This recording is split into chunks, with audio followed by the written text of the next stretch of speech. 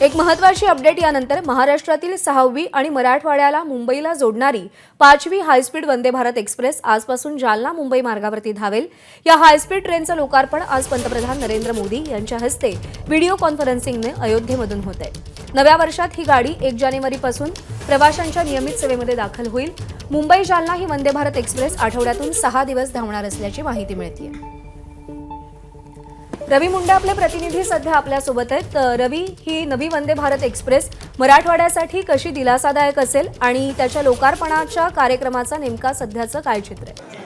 प्रज्ञा साधारण 10 वाजता हे लोकार्पण या जालना रेल्वे स्थानकावरून वंदे भारत एक्सप्रेसचं होणार आहे आणि मराठवाड्यासाठी ते एका वरदानापेक्षा कमी नाही आहे, कारण मुंबईच्या दिशेने आजपर्यंत जेवढ्याही रेल्वे निघतात त्यामध्ये आज सकाळी जाऊन मुंबईला एखादं काम करावं आणि ते काम उरकून परत यावं अशा प्रकारची कुठलीही सोय नव्हती आणि ही सोय या वंदे भारत एक्सप्रेसमुळे होणार आहे।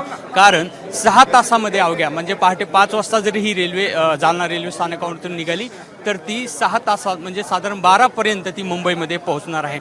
अतिशय सुलभ आणि सुरक्षित प्रवास या ट्रेनद्वारे होऊ शकतो, कारण ह्याची वैशिष्ट्ये फार अत्याधुनिक आहेत आणि त्यामुळेच ही ट्रेन प्रवाशांसाठी अतिशय लाभदायक असणार आहे। आणि सर्वात महत्त्वाचं हेच आहे की मराठवाड्याच्या पर्यटनाच्या दृष्टीने या ट्रेनचं खूप महत्त्व आहे आणि ही ट्रेन जेव्हा मुंबईच्या दिशेने इथल्या प्रवाशांच्या खास करून मराठवाड्यांच्या लोकांच्या कामासाठी प्रवाशांसाठी ही खूप महत्त्वाची असणार आहे। मुंबईच्या दिशेने अनेक कामं असतात आणि अशा वेळी ही गैरसोय या रेल्वेच्या माध्यमातून टाळता येणार आहे। एकूणच आपण जर बघितलं ही तर जवळपास 8 डब्यांची ट्रेन आहे, 6 स्थानकं असणार आहेत आणि 6 थांब्यानंतर ती मुंबईमध्ये पोहोचणार आहे।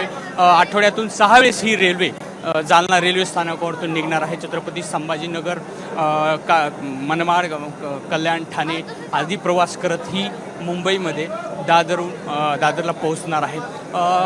मागच्या अनेक दिवसापासून ही प्रवाशांची गैरसोय म्हणा किंवा मागणीही होत होती की या ट्रेनमधून कुठेतरी लवकरात लवकर मुंबईला पोहोचता येण्यासाठीची कुठली तरी सुविधा असावी। आपण जर मध्ये बघत असाल तर अशा प्रकारचे स्वच्छ आणि सुंदर दृश्य आपल्याला नवीन वर्षाच्या सुरुवातीलाच आपल्याला पाहायला मिळत आहे।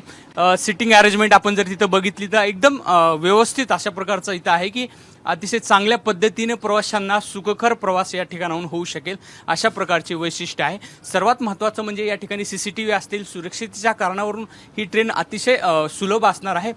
कुठलेही दरवाजे उघडे असल्यावर ही ट्रेन जागेवरून हलणार नाही असे सेन्सर देखील या ठिकाणी असणार आहेत।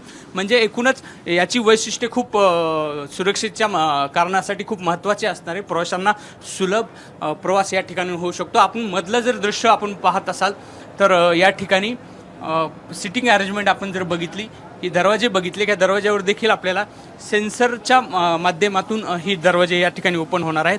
पलीकडलं दृश्य जवळपास 6-8 बोग्या आहेत। ह्या 8 बोग्यामध्ये जवळपास 650 प्रवासी या ठिकाणी बसू शकणार आहेत। सिटिंग अरेंजमेंट असेल किंवा एकूणच सर्वच म्हणजे आपण जर सगळं रेल्वेच बाहेरचा आणि आतला सगळं दृश्य बघितलं तर अतिशय वैशिष्ट्यपूर्ण रचना या ठिकाणी या ट्रेनची पाहायला मिळते आणि एकूणच सर्व प्रवाशांसाठी सुखकर असा हा प्रवास नवीन वर्षाच्या पूर्वसंध्येला किंवा अगोदरच आपल्याला 2 दिवस अगोदरच भेटणार आहे आणि आठवड्यातून 6 दिवस ही रेल्वे मुंबईच्या दिशेने धावणार आहे। प्रज्ञा, रवी, जसं आपल्याला माहिती आहे की वंदे भारत एक्सप्रेसच्या या लोकार्पणावरून काहीसं राजकारण रंगलेलं होतं, नाराजी व्यक्त केली गेलेली होती। छत्रपती संभाजीनगरमधले कोणकोणते प्रमुख नेते या लोकार्पणाला उपस्थित राहणार आहेत? इम्तियाज जलील स्वतः येणार आहेत का? काल इम्तियाज जलील यांनी ज्याप्रमाणे इशारा दिलेला होता की कुठेतरी पत्रिकेवरती नाव नसल्यामुळे ते नाराज होते आणि या संदर्भामध्ये त्यांनी रावसाहेब दानवे यांच्याशी देखील फोनवरतून चर्चा केल्याची देखील माहिती मिळत आहे। एकूणच हा नाराजीचा सूर कुठेतरी कमी करण्याचा प्रयत्न या ठिकाणी होणार आहे। त्याच अनुषंगाने उपमुख्यमंत्री देवेंद्र फडणवीस यांना विनंती केल्यानंतर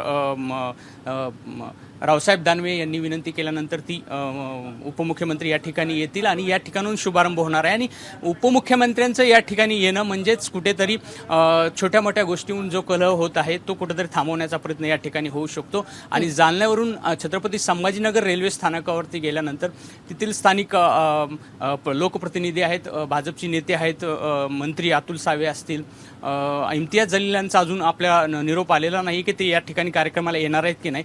कालपर्यंत तरी त्यांच्या निषेधात्मक पवित्रा होता. मात्र आजचा सूर आपण आपल्यापर्यंत आजपर्यंत त्यांचा पोहोचलेला नाहीये. मात्र एकूणच आता 10 वाजता इथे शुभारंभ झाल्यानंतर छत्रपती संभाजीनगरला हा कार्यक्रम या ठिकाणी होणार आहे. रवी, अपडेट जाणून घेत राहू. सध्या धन्यवाद दिलेल्या माहितीसाठी. एबीपी माझा, उघडा डोळे बघा नीट.